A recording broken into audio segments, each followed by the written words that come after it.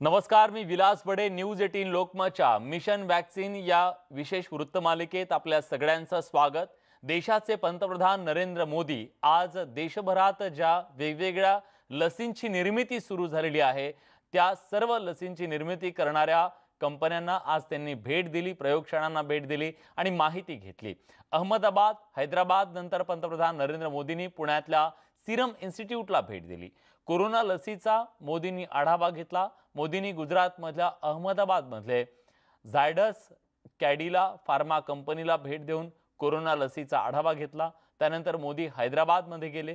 तिथं जाऊन त्यांनी भारत बायोटेक आणि ICMR यांच्या संयुक्त विद्यमानं जी लस बनवली जाते, स्वदेशी लस म्हणून जिला ओळखलं जातंय, त्या कंपनीला भेट दिली. त्यांनी 1 तास मोदी सीरम इन्स्टिट्यूटमध्ये होते.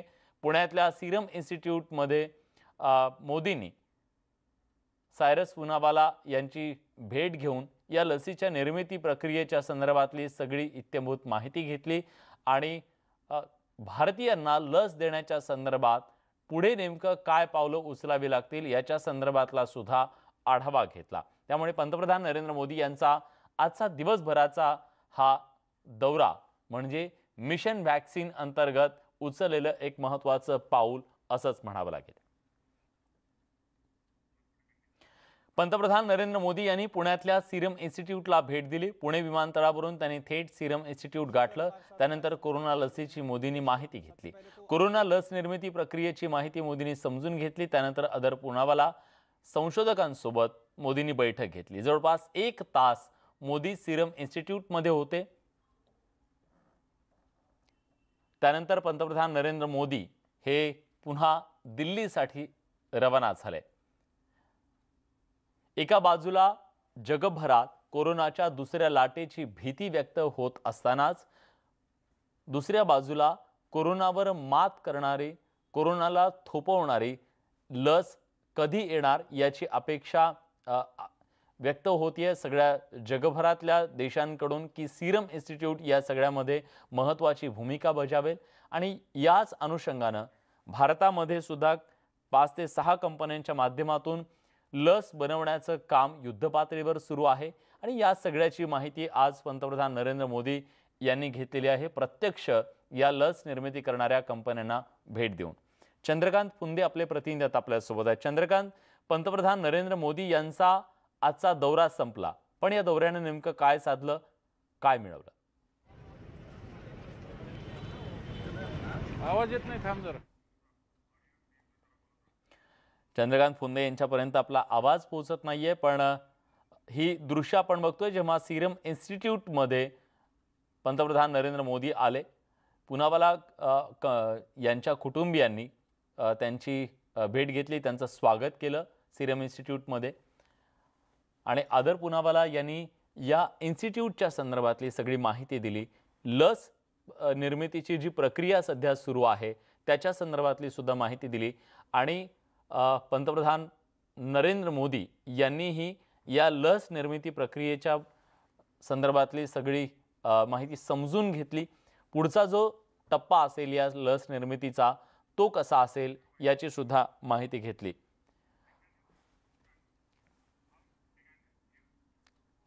महाराष्ट्रात परिवर्तन झालं तर ते सगळ्यांना दिसेल असं वक्तव्य केंद्रीय माहिती आणि प्रसारण मंत्री प्रकाश जावडेकर यांनी केलं.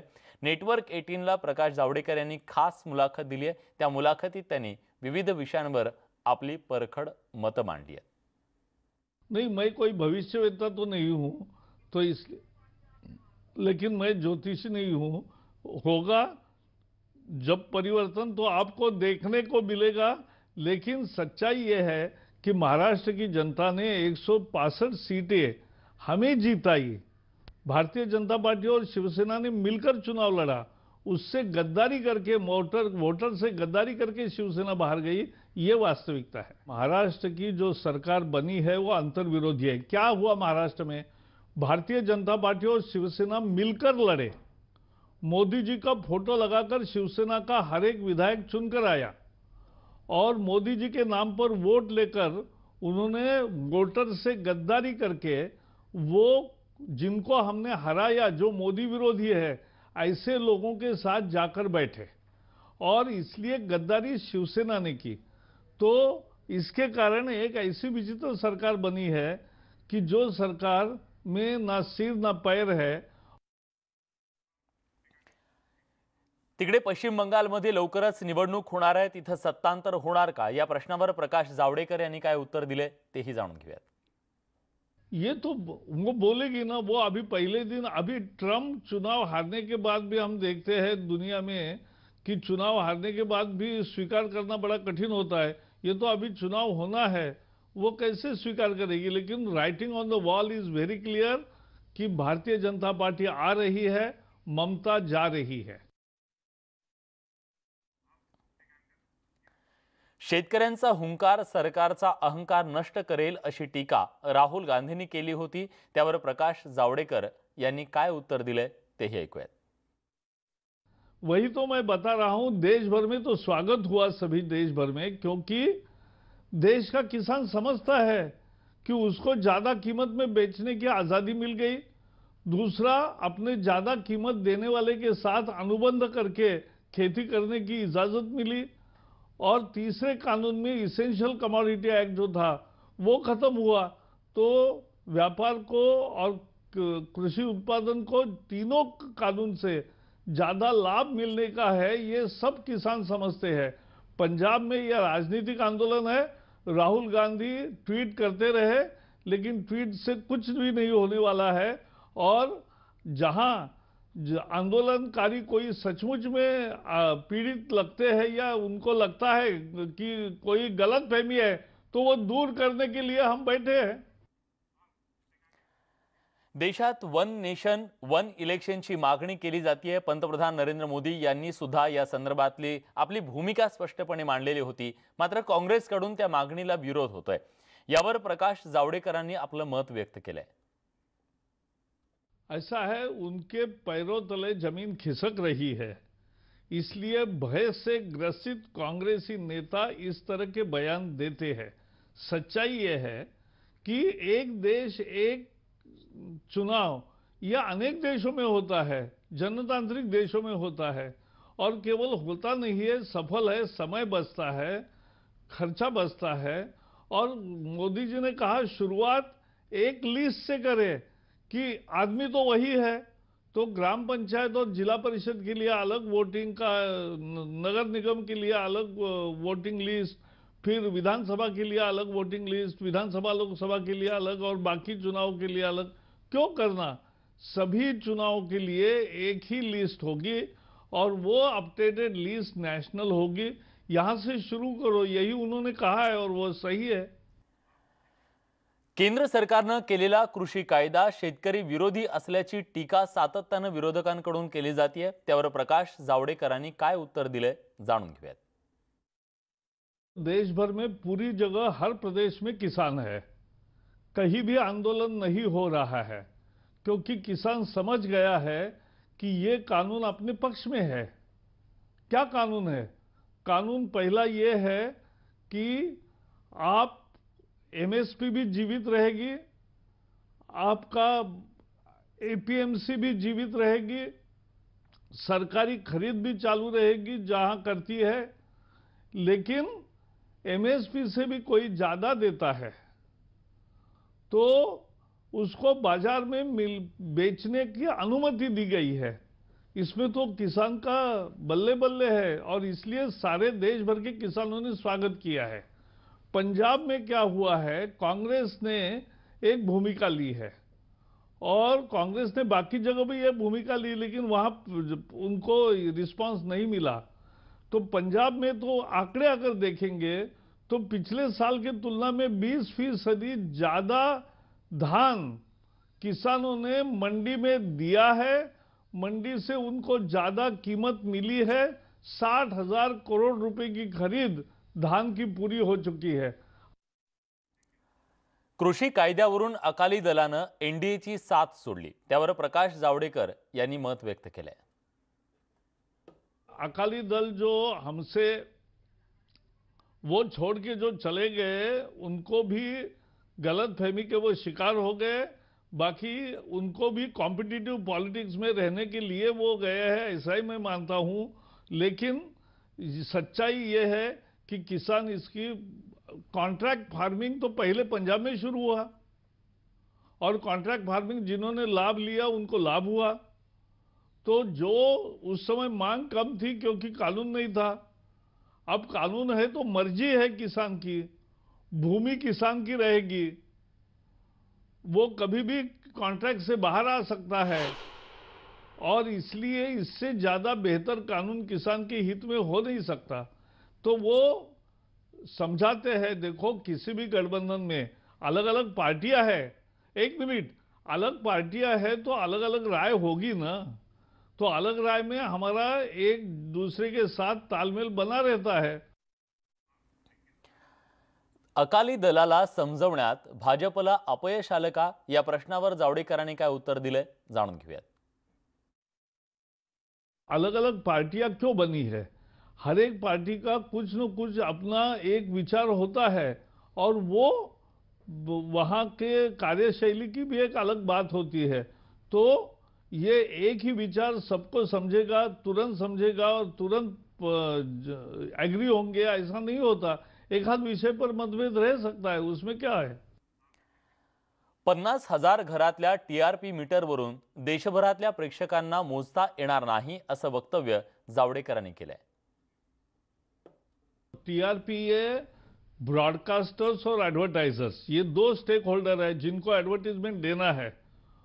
तो वो जानना चाहते हैं कि कौन सा कार्यक्रम लोकप्रिय है, कौन सा चैनल लोकप्रिय है। उसके लिए एडवर्टाइजर्स और ब्रॉडकास्टर्स इकट्ठा आके उन्होंने टीआरपी की रचना की है। सरकार ने तो समर्थन दिया उसको, लेकिन सरकार की परमिशन से ही और मान्यता से वो चल रहा है। तो अब सरकार ने कमेटी भी स्थापन की है और हम सही रास्ता बताएंगे। इसका मल्टीप्लिकेशन होने तक ये जो मैनिपुलेशन है उसकी संभावना खत्म करना, यही उसका उत्तर है और उसके लिए बेस बढ़ाना। और अभी टेक्नोलॉजी नई तैयार है और टेक्नोलॉजी के द्वारा ज़्यादा लोगों की पसंदगी दिखेगी और उससे करेक्ट बेहतरीन नतीजे आएंगे, ये मुझे पूरा विश्वास है। वो सही है, हमारी कमेटी जो है वो टेक्नोलॉजिस्ट की बनी है, टेक्नीशियंस की बनी है और उसके द्वारा हम टेक्नोलॉजिकल फिजिबल सॉल्यूशन उसको देंगे और उसके आधार पर काम होगा तो सबको शांति मिलेगी और सबको सुकून मिलेगा कि अब सही मापन हो रहा है। ओटीटीवर सेन्सॉरशिप असणं गरजेचं असल्याचं मत सुद्धा प्रकाश जावडेकरांनी या मुलाखतीत व्यक्त केलंय। क्योंकि वो भी है, न्यूज पोर्टल्स भी है और जो जहां न्यूज एग्रीगेट होती है, लोग वो सब कंटेंट जो है जनरेटेड, वो सारा कंटेंट का एक तरह से देखभाल करना हमारा काम हो गया है अब, और उसके लिए हम तैयारी कर रहे हैं। इसमें मैं एक ही बताऊंगा, रोज सैकड़ों कंप्लेंट्स आते हैं क्योंकि ओटीटी का अनुभव क्या है कि भाई भारत में फिल्म बनानी है तो सेंसर बोर्ड से सर्टिफिकेट लेना है, कट है तो कट करना है, फिर सर्टिफिकेट मिलेगा, फिर दिखाएंगे। ओटीटी है कि जहां कोई सेंसर बोर्ड है नहीं, अब सेंसर बोर्ड लाना या सेल्फ रेगुलेशन लाना ये चॉइस है, लेकिन कुछ न कुछ तो व्यवस्था चाहिए। और मैं भी ओटीटी पे सीरियल देखता हूं, बहुत अच्छे सीरियल, एवरेज सीरियल, बुरे सीरियल और बहुत बुरे सीरियल, सब प्रकार के सिनेमा और सीरियल्स होते हैं। तो इसलिए ये जो बहुत बुरे वाली कैटेगरी है उसके बारे में लगातार शिकायतें आती है, उसके लिए कुछ न कुछ एक व्यवस्था तैयार करनी चाहिए, ये मेरा मानना है और वो व्यवस्था हम तैयार करेंगे और लोकतांत्रिक तरीके से करेंगे। सरकारला सर्व काही कंट्रोल करायचंय असा आरोप सुद्धा होतोय, त्याला प्रकाश जावडेकरांनी काय उत्तर दिले जाणून घेऊयात।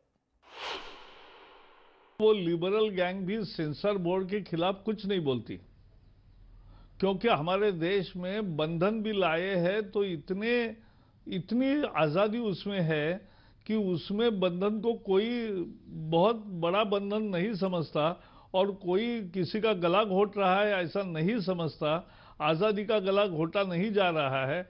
इसलिए कुछ भी व्यवस्था करेंगे तो व्यवस्था से आजादी खत्म नहीं होगी। दरम्यान सोशल मीडियावर निर्बंध असावेत का, या महत्त्वाच्या प्रश्नावर जावडेकरांनी काय उत्तर दिलंय बघूया। सोशल मीडिया पर पाबंदी की जरूरत नहीं मैं मानता, लेकिन सोशल मीडिया या कोई भी मीडिया ये जिम्मेवारी से चलने चाहिए, क्योंकि आज़ादी है वो जिम्मेवारी से ही सार्थक होती है और जिम्मेदार पत्रकारिता होती है। सोशल मीडिया में तो कोई व्यक्ति भी लिख सकता है, every citizen has become journalist, और इसलिए वो एक अफवाह भी, एक झूठ न्यूज़, अभी मैंने देखा अभी आज सुबह ही हम चर्चा कर रहे थे, एक झूठ को इतना प्रचारित हो जाता है कुछ क्षणों में कि वही सच लगने लगता है, सभी जगह से वही मैसेज अपने को आने लगते हैं, तो वो गलत है। और इसलिए सच दिखाना चाहिए, गलत नहीं दिखाना चाहिए, और ये निश्चित है जो जनरेट करता है कंटेंट उसकी जिम्मेवारी है, ये हमें समझना चाहिए। तर प्रकाश जावडेकर यांनी दिलेली ही खास मुलाखत होती। यानंतर आमचा विशेष कार्यक्रम जय हिंद। जय हिंद सन्मानमध्ये आज आपण पाहणार आहोत साताऱ्याच्या सुपुत्राची शौर्य गाथा। लान्स हवालदार सुनील रोमन यांनी संपूर्ण भारत पाक सीमेवर गाजवलेली मर्दुमकी म्हणजे महाराष्ट्राची अभिमानाची गोष्ट। सुनील यांनी गाजवलेल्या पराक्रमाबद्दल त्यांचा शौर्य चक्राने गौरव करण्यात आलाय।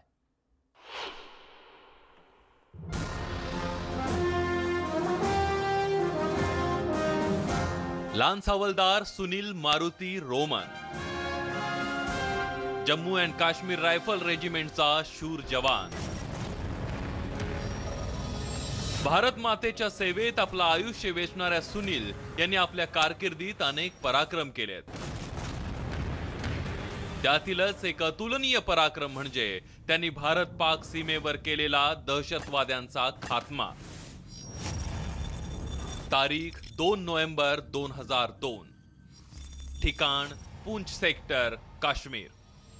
गुप्तचर विभागाला माहिती मिळाली की मोठ्या संख्येने अतिरेकी काश्मीरमध्ये घुसखोरी करणार आहेत। ही माहिती सैन्याचं एक अंग असलेल्या घातक पथकाला देण्यात आली आणि या घातक पथकाचं नेतृत्व करत होते लान्स हवालदार सुनील रोमन।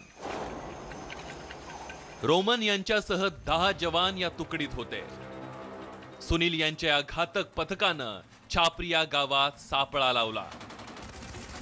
तब्बल 3 दिवस त्यांनी हा सापळा रचला होता आणि शेवटी दिवाळीच्या त्या अमावस्येच्या रात्री जवानांच्या दुर्बिणीतून 21 दहशतवादी घुसखोरी करत असतानाच्या हालचाली टिपल्या गेल्या। जवानांनी तत्काळ कारवाई करत 5 दहशतवाद्यांचा जागीच खात्मा केला, तर काही दहशतवादी अंधाराचा फायदा घेऊन पसार झाले। कोणाकडे LMG होती, कोणाकडे AK-47 होती, जे हत्यार होतं त्याने जवळजवळ 2 ते 3 मिनिटं असा धुवाधार फायर केला की त्याच्यामध्ये 5 नक्सलाईट तिथेच ढेर झाले। ढेर झाल्यानंतर जे बाकी राहिले ते आम्ही टॉपवरती होतो आणि टॉपच्या खालच्या बाजूला जे छापरिया गाव सांगितलं ते छापरिया गाव खालच्या बाजूला होतं।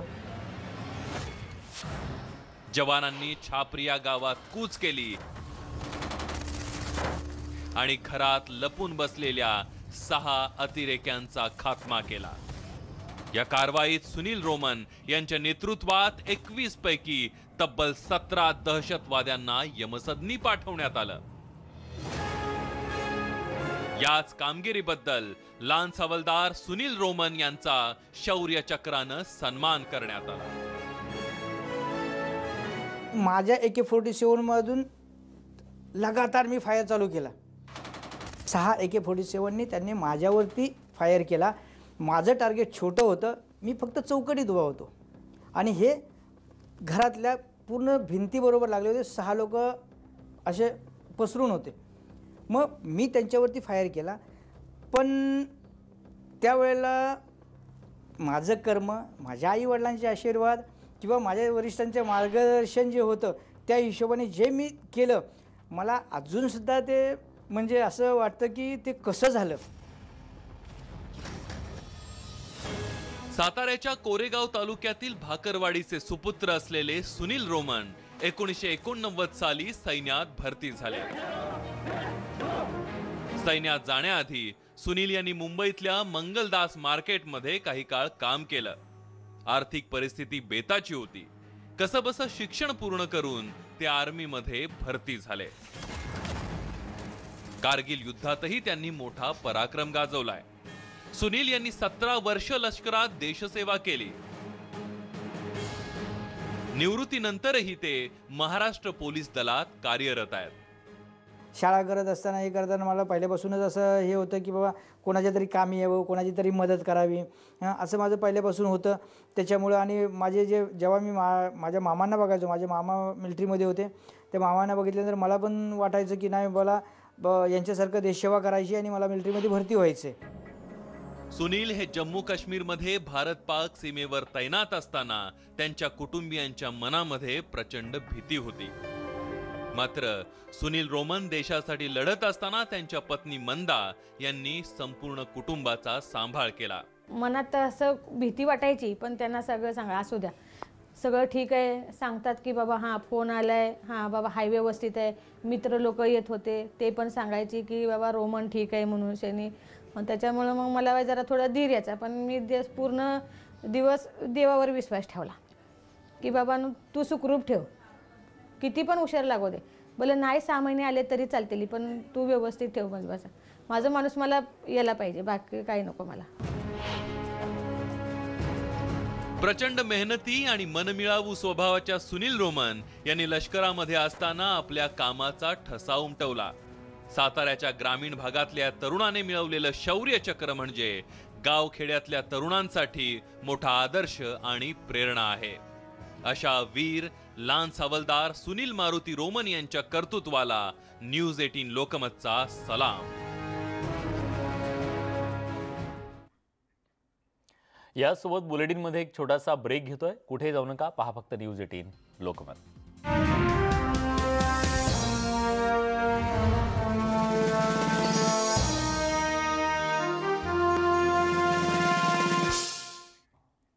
ब्रेक नंतर एक दुःखद बातमी. पंढरपूर मंगळवेढा विधानसभा मतदारसंघाचे हॅट्रिक आमदार भारत भालके यांच्या पार्थिवावर पंढरपूर तालुक्यातल्या त्यांच्या गावी सरकोली इथं शासकीय इतमामात अंत्यसंस्कार करण्यात आले. यावेळी उपमुख्यमंत्री अजित पवार, पालकमंत्री दत्तात्रय भरणे, आमदार प्रशांत परिचारक यांनी पुष्पचक्र अर्पण करून त्यांना श्रद्धांजली वाहिली. यावेळी आमदार भालके यांचे पुत्र भगीरथ भालके यांनी भडाग्नी दिला. सरकोली गावी दुपारी 4:30 वाजण्याच्या सुमारास त्यांच्यावर अंत्यसंस्कार करण्यात आले. यावेळी आमदार भारत भालके यांच्यावर प्रेम करणारे हजारो कार्यकर्ते भर पावसात आले. सोलापूर जिल्ह्यातल्या सर्वपक्षीय नेते मंडळींनी सुद्धा यावेळी उपस्थिती लावली. आमदार भालके यांच्या जाण्यानं पंढरपूरच्या राजकारणात मोठी पोकळी निर्माण झाली आहे. उपमुख्यमंत्री अजित पवार, पालकमंत्री दत्तात्रय भरणे, आमदार प्रशांत परिचारक, माजी आमदार दीपक साळुंखे हे सुद्धा यावेळी उपस्थित होते. वीरेंद्र उत्पात आपले प्रतिनिधी आता आपल्यासोबत पंढरपूरहून आहेत. वीरेंद्र, हॅट्रिक आमदार म्हणून ज्यांची ओळख होती, अत्यंत धाडसी एक नेता म्हणून ज्यांची ओळख होती, अशा नेत्याला आज निरोप देताना स्वाभाविकपणे पंढरपूरच्या डोळ्यात अश्रू असतील.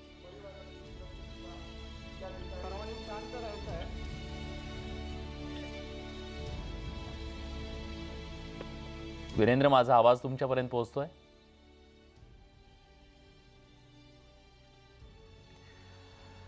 काही तांत्रिक कारणामुळे माझा आवाज त्यांच्यापर्यंत पोहोचत नाहीये. वळूयात पुढच्या बातमीकडे. छगन भुजबळ आज महात्मा फुलेंच्या जयंतीनिमित्तानं पुण्यात होते. यावेळी त्यांनी महात्मा फुलेंना भारतरत्न पुरस्कार देण्याची मागणी केली. तसंच विरोध करणं ही विरोधकांचं काम आहे आणि तेच आज करतायत, अशी प्रतिक्रिया सुद्धा त्यांनी व्यक्त केली.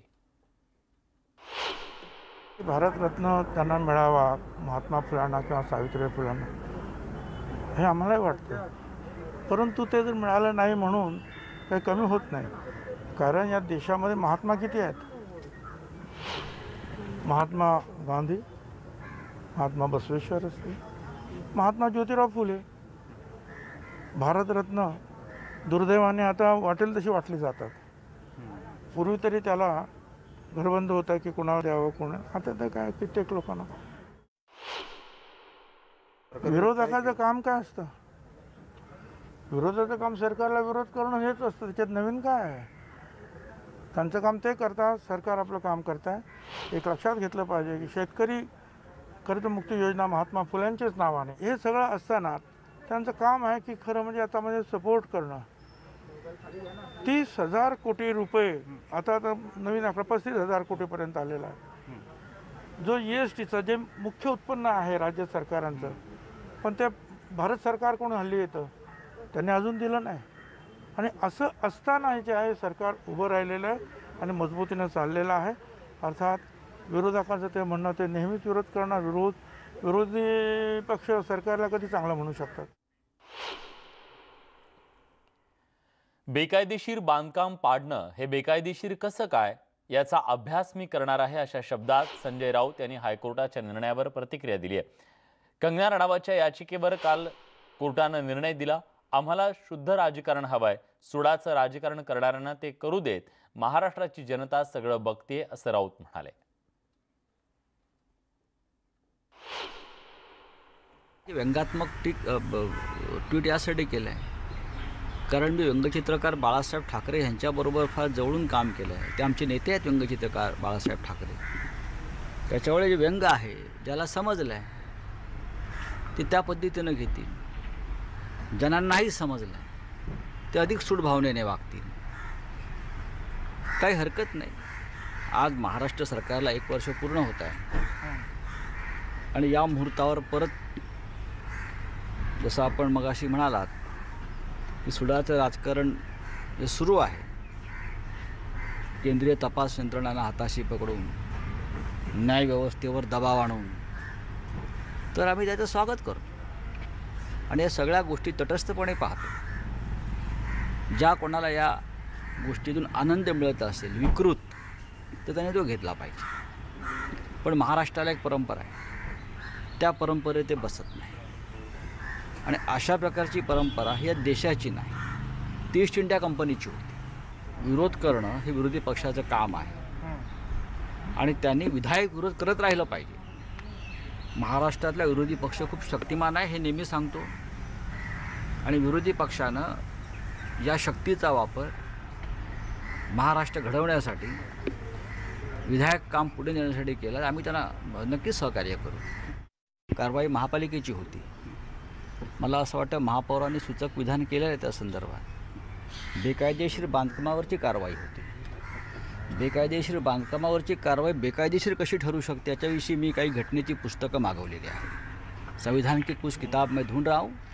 अगर कोई इलीगल कंस्ट्रक्शन है, इलीगल काम है, उसके ऊपर अगर कोई किसी ने कार्रवाई की तो इलीगल कैसे हो सकती है, मैं इस बारे में जानना चाहता हूँ. तो मैं संविधान की कुछ किताबें आज ढूंढ रहा हूँ. महाविकास आघाडीचं सरकार 2 महिन्यात पडेल असं वक्तव्य करणाऱ्या रावसाहेब दानवेंना राज्यमंत्री बच्चू कडू यांनी चोख प्रत्युत्तर दिले. दानवेंसारखे 10 दानव एकत्र आले तरी महाविकास आघाडीचं सरकार पडणार नाही, असं बच्चू कडू म्हणाले. दानवे सारखे 10 दानव जरी एकत्र आले तरी सरकार पडत नाही, कारण हे मानवतेचं सरकार नाही. उद्धवजी ठाकरे अतिशय प्रामाणिकपणे या सगळ्या महाराष्ट्राला न्याय देत आहे. त्यांना दानवांकडून त्या अपेक्षा आहेच, कारण मानवतेचं सरकार आल्यामुळं रावसाहेब दानवेसारखा दानव त्याला ह्याच अपेक्षा असणार. यासोबत या विशेष कार्यक्रमात एक छोटासा ब्रेक घेतोय. ब्रेक नंतर काही खास कुठे जाऊ नका, पहा फक्त न्यूज 18 लोकमत.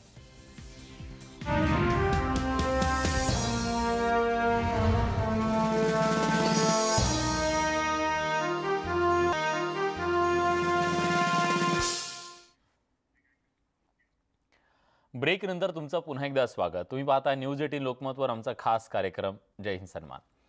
रत्नागिरी जिल्ह्यातल्या हर्णे बंदरावरच्या पारंपरिक मच्छीमार वादळी वारा आणि परप्रांतीय फास्टर बोटींमुळे सध्या हैराण झालाय.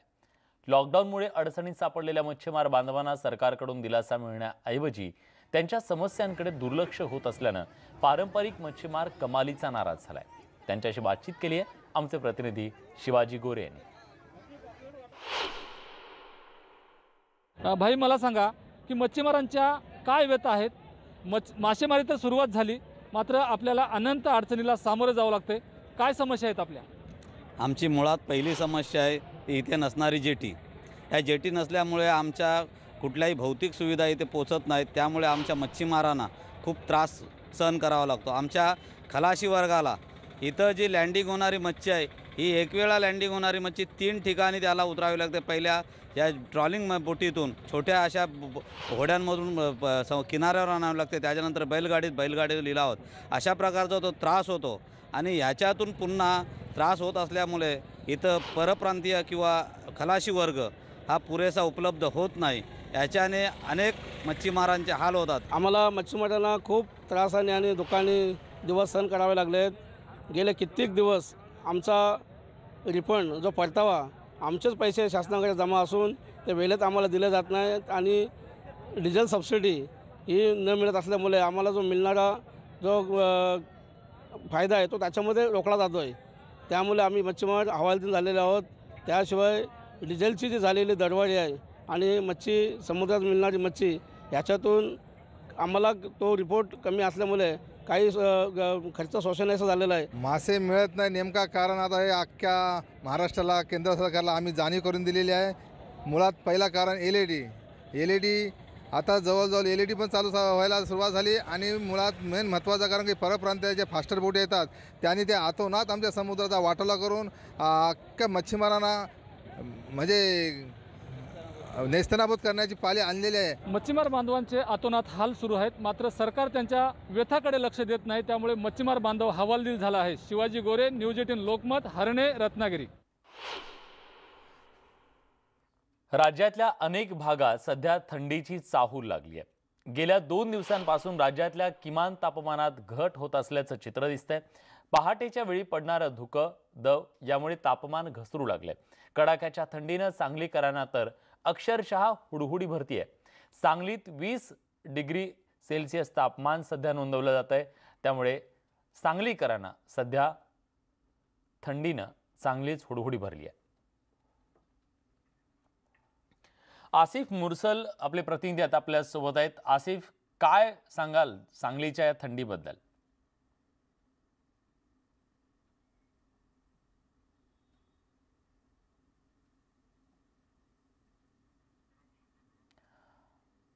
किंवा राज्यातल्या अनेक भागांमध्ये सध्या थंडीचं आगमन झालं असून थंडीची चाहूल लागलेली आहे आणि सांगलीमध्ये विशेषतः 20 डिग्रीपर्यंत तापमान गेलेलं आहे. त्यामुळे अगदी सकाळी सकाळी सांगलीकरांना हुडहुडी भरू लागलेली आहे.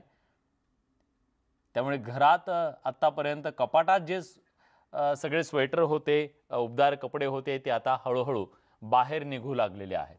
आसिफ मुरसल आपल्यासोबत जोडले गेलेले आहेत, सांगलीचे प्रतिनिधी आपले. आसिफ, सांगलीतल्या या थंडीबद्दल काय सांगाल?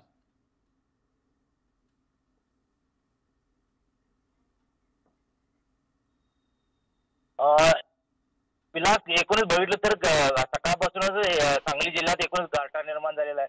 काही ठिकाणी तो तुरळक पाऊस पडलेला आहे आणि दुपारीच्या दरम्यान जे काही आपण बघतो की पावसाळ्याच्या दरम्यान वातावरण सारखं ढगाळ वातावरण निर्माण झालं आणि एकूणच जे काही जनजीवन होतं ते सर्वसामान्य लोक कमी प्रमाणात दिसत होते. आणि संध्याकाळच्या सुमारास आता बघितलं तर काही लोक जे उबदार कपडे घालून मार्केटमध्ये तुरळक प्रमाणात फिरत आहेत. वातावरणाच्या बदलामुळे सांगली जिल्ह्यात पूर्णपणे गारठा निर्माण झालेला आहे आणि सध्या सांगलीत टेम्परेचर आहे 20 डिग्री सेल्सिअस आहे. विलास, नक्की सांगलीतलं तापमान कमी झालेलं, पण आम्ही मुंबईकर मात्र अजूनही AC मध्येच आहोत. ACची गरज पडते आणि कपाटात अजून सुद्धा स्वेटर मुंबईकरांचे आहेत. ते कधी निघतात याकडे मुंबईकरांच्या नजर असतील. तुर्तास तरी सांगलीतल्या या थंडीची बातमी.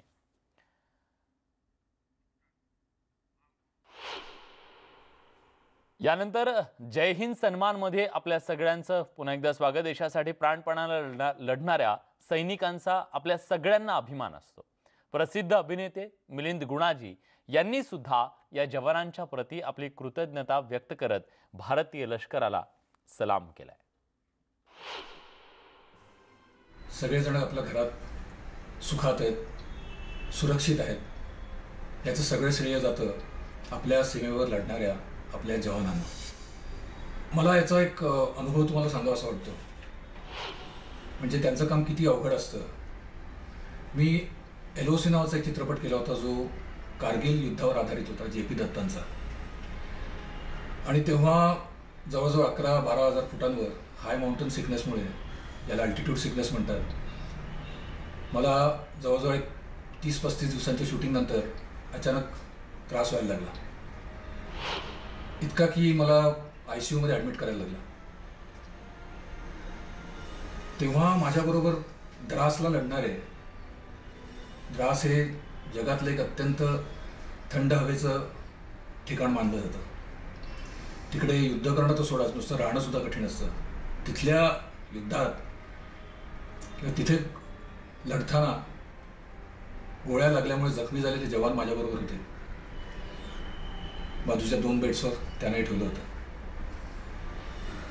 तेव्हा त्यांच्याकडून ज्या ज्या आम्ही गोष्टी ऐकल्या की ज्या प्रसंगातून त्याला जायला लागतं, ज्या प्रकारच्या हवामानाला त्यांना फेस करायला लागतं, ते अनबिलिव्हेबल होतं. म्हणजे आम्हाला नॉर्मल फिल्मचं शूटिंग करताना एवढा त्रास झाला, तर त्यांना ॲक्च्युअल खरोखरचं रिअल लाईफ शूटिंग करताना, आणि ते पण बंदुकीच्या साह्याने, इथे जीवावर उदार होऊन गोळ्या खाव्या लागतात. ते ऐकल्यावर मला स्थिमित झालं. म्हटलं आम्हाला साधं फिल्म शूटिंग करताना एवढा त्रास होतो, तर यांना हे रिअल लाईफ शूटिंग करताना, युद्ध करताना कुठल्या दिव्यातून जावं लागत असणार. या वीरांना खरोखर माझा सलाम. त्या आजारपणानंतर मला तो चित्रपट सोडावा लागला, मला परत मुंबईत यावं लागलं. नंतरही बरेच दिवस मला त्रास होत होता, पण त्या सैनिकांनी जे मला सांगितलं होतं ते अजूनही माझ्या मनात घर करून आहे. आज आपण इकडे आहोत, सुरक्षित आहोत, त्याचं खरोखर संपूर्ण श्रेय त्यांनाच जातं. या वीरांना माझा सलाम. आपल्या देशाच्या सीमांचं रक्षण करण्यासाठी आपल्या प्राणांचं बलिदान देणाऱ्या, त्याच्यासाठी तयार राहणाऱ्या या सगळ्या जवानांना सलाम. जय हिंद सन्मान या विशेष कार्यक्रमात को पॉवर्ड बाय इन्फ्राटेकमध्ये आज आपण इथेच थांबतोय. ताज्या बातम्यांसाठी पहा फक्त न्यूज 18 लोकमत.